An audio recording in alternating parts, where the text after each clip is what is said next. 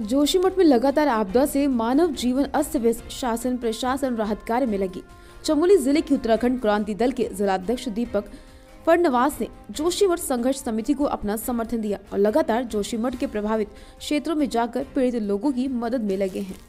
एक तो वो कह रहे हैं ये सारा फॉल्ट जोन है, हम लोग एमसीटी के बगल में खड़े हैं, सबसे संवेदनशील इलाका है।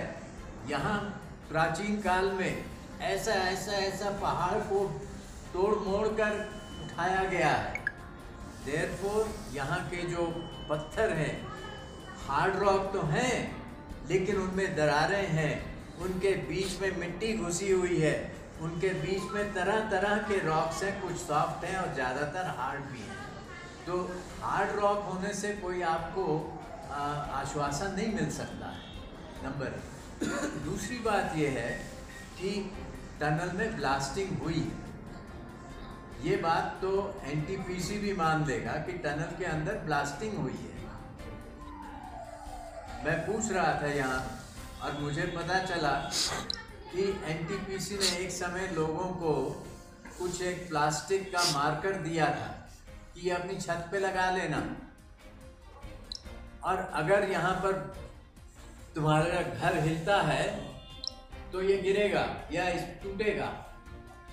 ऐसा हुआ। और 2014 के समय इतने गांव में हम गए, जहां भी हम जाते हैं कंपनी वाले कहते हैं कि हमारी कंट्रोल ब्लास्टिंग होती है। तो मैंने लोगों से पूछा, वहां पे जो काम करते हैं लोग, मैंने उनसे पूछा ये कंट्रोल ब्लास्टिंग क्या होती है। पता चला कि कंट्रोल ब्लास्टिंग तो लोकल एक ठेकेदार करता है।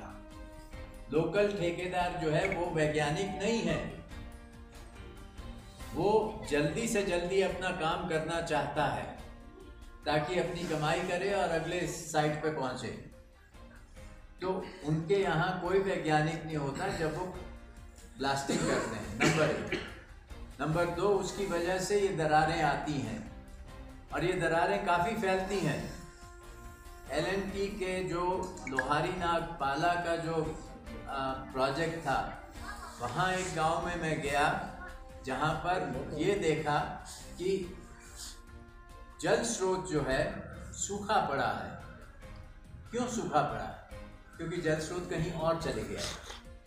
तो कई गांव में मैंने ये देखा है कि ब्लास्टिंग होती है, उसके बाद जल स्रोतों की दिशा बदलती है। तो मेरे लिए तो काफ़ी सबूत है कि इसका असर नीचे भूजल पर होता है, दरारें बढ़ती हैं। नमस्कार, प्रणाम, जय उत्तराखंड, जय भारत। और मैं दीपक फरसवाण, उत्तराखंड क्रांति दल जिला चमोली अध्यक्ष, और हमारे साथ हैं हमारे संगठन मंत्री दानू जी।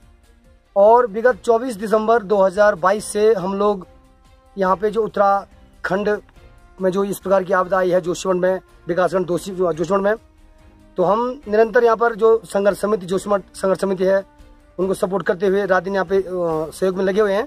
और हमारा ये मकसद है कि पहले जो ये आपदा जोशीमठ में आई है कि यहाँ के लोगों को पहले सुरक्षित स्थानों तक पहुँचाया जाए।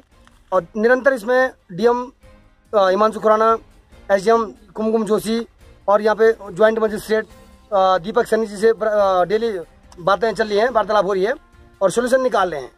और सोल्यूशन के साथ साथ जो आपको मैं बता रहा हूँ कि तमाम जो ये नए मकानें टूट रहे हैं, नए भवन निर्माण टूट रहे हैं, इनको अब सरकार ने रोक दिया है। और ठीक इसके ऊपर है ओली, और ओली के हम 3 किलोमीटर पीछे हैं, सुनील में, जोशीमठ के ऊपर है। और अभी हमने सिंगधार, गांधीनगर भी भ्रमण करा। तो ये तमाम भ्रमण करने के बाद ये जो भी इस प्रकार की टूट फूट हो रही है, तो इसमें जो NTPC कंपनी के द्वारा जो डैम बन रहा है, जो परियोजनाएं बन रही हैं, तो इन परियोजनाओं की जो NTPC कंपनी है, इसका एक जो मेन इसका टनल था, इसमें इसकी जो TBM मशीन होती है वो ब्लॉक हो गई है। और उस मशीन को निकालने के लिए इस कंपनी ने, NTPC ने लेफ्ट राइट से 2 टनल और बना दी है। और उन 2 टनल के बनने के कारण ये जोशीमठ में आम त्राई और ये भूस्खलन और इस प्रकार की बात चल रही है। और इसका सबसे दोषी है NTPC, और NTPC से डर रही है उत्तराखंड भारतीय जनता पार्टी की सरकार। और इसमें गुनहगार है राष्ट्रीय कांग्रेस पार्टी, जिन्होंने 2002-3 में इसकी सर्वे करी थी। मैं आपसे पूछना चाहता हूं कि जिस जगह पे हम खड़े हैं इसके नीचे क्या टनल है चल रही है? इसके नीचे टनल है, मैं आपको बता चुका हूं। इसका व्यास कितना है करीब? जो व्यास मैं आपको बता रहा हूं कि जो तपोवन से जो टनल जा रही थी, इसने जाना है हेलंग, और हेलंग जो इनकी मशीन जो जानी थी वो मशीन बीच में चौक हो गई है, रुक गई है। उस मशीन को विधिवत निकालने के लिए इन्होंने इसी टनल के अगल बगल 2 टनल और बना रखी है, और इनको जोशीमठ की कोई परवाह नहीं है। नरसिंह भगवान की जो यहाँ पे हमारा मंदिर है, जो भगवान बद्री विशाल का रास्ता है, उसकी कोई परवाह नहीं है। जो आदिगुरु शंकराचार्य का जो ज्योतिर्मठ है, उसकी कोई परवाह नहीं है। और सबसे पहले जो जोशीमठ के लोग हैं, इनको इसकी कोई परवाह नहीं है। और उत्तराखंड क्रांति दल जोशीमठ के साथ है, पूरे उत्तराखंड के साथ है, और निरंतर लड़ाई लड़ेगा। और जोशीमठ हमें ये करीबन 4-5 साल पहले जब से NTPC ने यहाँ पर काम शुरू किया, उससे शुरू हो गया है कि उन्हें वाइब्रेशन बहुत हुआ था यहाँ पे मशीनों के कारण।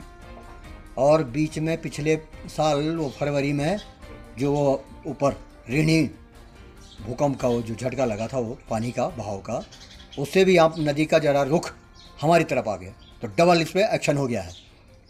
दूसरा, ये जो ज़मीन है ये परती लग रही है हमें, जिसे ये पता नहीं कितने मीटर नीचे से हो सकता है, 1 किलोमीटर हो, 200 मीटर हो, ज़मीन पूरी धंस रही है।